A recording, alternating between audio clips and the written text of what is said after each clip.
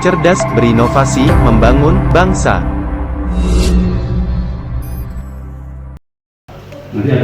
Musyawarah Kerja Kepala Sekolah atau MKKS Kabupaten Karawang menggelar kegiatan peningkatan kompetensi bagi Wakil Kepala Sekolah Bidang Hubungan Masyarakat di SMA Negeri 5 Karawang, Kamis tanggal 20 Maret tahun 2025.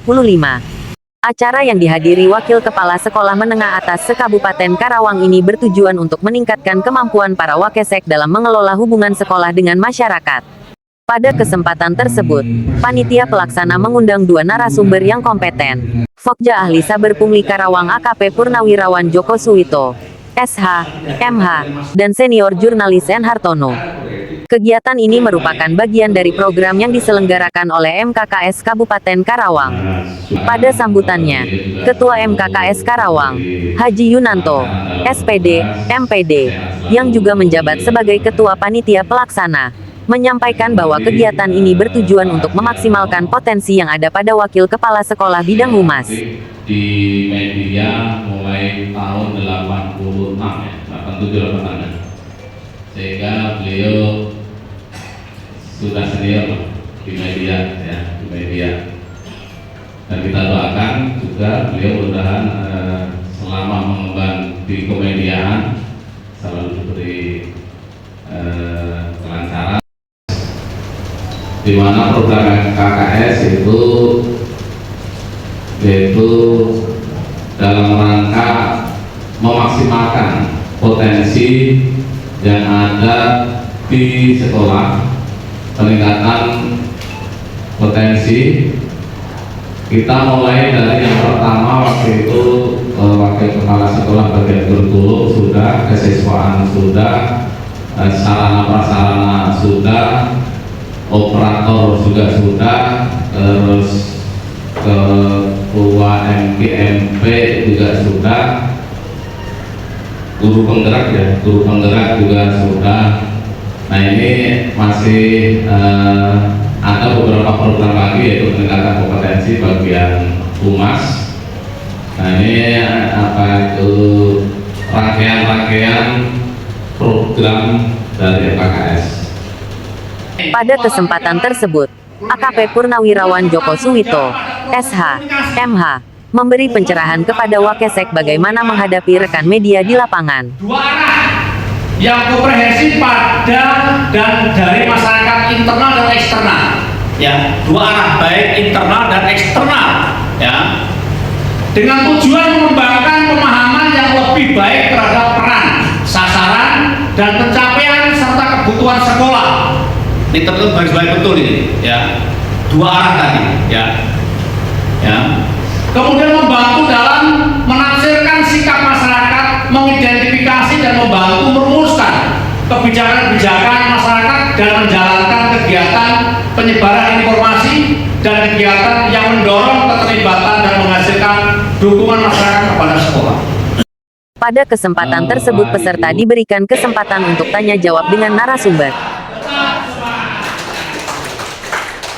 SMA 5 Final, Pak. Saya Hari Prasetyo, Humas SMA 5 Karawang, Pak. Ini beritanya sekarang masih ada, Pak. Tapi sudah stop sih komennya. Orang tua keberatan SMA 5 diduga pungut 1,2 juta untuk perpisahan. Ini kan hoax, Pak. Ya. Dan ini tidak ada konfirmasi sama sekali, tidak ada. Tiba-tiba muncul berita dari semua media sosial, Facebook, IG, TikTok, media online masuk semua. Kami tidak bereaksi, Pak, karena memang tadi satu ketidaktahuan kami untuk langkah-langkah yang tepat. Karena khawatir juga kan kalau kami juga bergerak untuk melakukan hal yang frontal, malah nanti akan mengirim opini yang lain. Nah pada saat itu anak-anak kami, Pak, karena memang yang membuat acara perpisahan itu anak-anak, itu direncanakan di bulan Agustus. Dan di Oktober kepala sekolah sudah memberikan surat edaran tidak boleh menyelenggarakan perpisahan di luar sekolah. Anak membuatkan rencana perpisahan dilaksanakan di Hotel Resina, ini baru rencana, Pak. Nah kepala sekolah membuat edaran kembali Februari bahwa tidak boleh melaksanakan kegiatan di luar sekolah. Sudah 2 kali edaran dan itu memang belum ada sama sekali pungutan. Nah Ini barangkali juga bisa jadi pengalaman kita bersama di ke depan, Pak. Barangkali langkah-langkah apa yang memang bisa kami lakukan dengan berita yang memang merugikan SMA 5, karena di situ di dalam berita itu ujung-ujungnya nama guru, Pak. Kepala sekolah dan anteng-anteng guru itu yang makan uang bermisakan itu yang kami tidak enak, nyesek Pak bagi kami, tetapi alhamdulillah anak-anak kami yang bergerak langsung mempertemukan narasumber tadi yang membuat opini lah ya, membuat statement orang tua, salah satu orang tua siswa, dan juga membuat berita itu bertemu anak-anak, karena anak-anak berani itu karena anak-anak didampingi oleh kuasa hukum. Anak-anak bawa pengacara Pak untuk mempertemukan pembuat berita dan yang membuat statement, dan akhirnya dibuatkanlah berita klarifikasi bahwa anak-anak melakukan ini dan bahwa ini berita ini hoax, tidak benar. Nah itu kan hanya sebatas itu Pak yang langkah yang kami lakukan. Barangkali dengan pencerahan hari ini tadi sudah dibuka terang benderang bahwa ada undang-undang jurnalis dan juga memang bisa kita sikapi pada ranah hukum. Apakah ini bisa Pak kita giring ke ranah hukum hal tersebut, atau memang cukup dengan bantahan saja? Itu saja, terima kasih. Assalamualaikum warahmatullahi wabarakatuh. Tadi kasuistik dari SMA 5, kalau itu dari medsos jelas undang-undang ITE ya, bukan produk jurnalistik. Kalau produk jurnalistik ada proses, kita ngajukan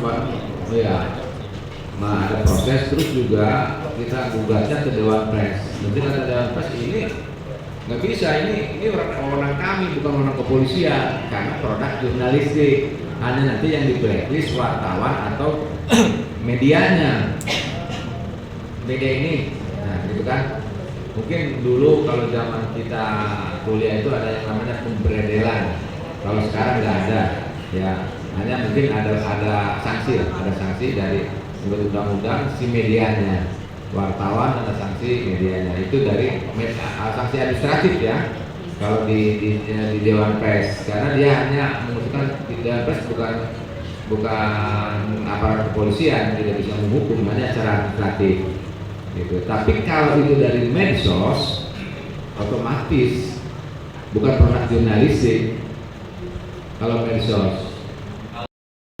Kegiatan ini merupakan bagian dari program yang diadakan oleh Musyawarah Kerja Kepala Sekolah, MKKS, Kabupaten Karawang, dengan tujuan untuk meningkatkan kompetensi Wakesek dalam mengelola hubungan sekolah dengan masyarakat.